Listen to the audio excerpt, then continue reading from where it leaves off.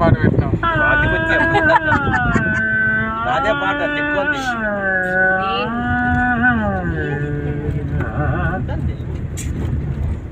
మీరు రోజు ఇలా సాధన చేస్తారా? ఇప్పుడే మొదలు పెట్టాను. మీ దగ్గర సంగీతం నేర్చుకోవాలి కదా. నేను ఇక నేర్చుకోదే ఉంది. మీరైతే బాగా పడుతుంది.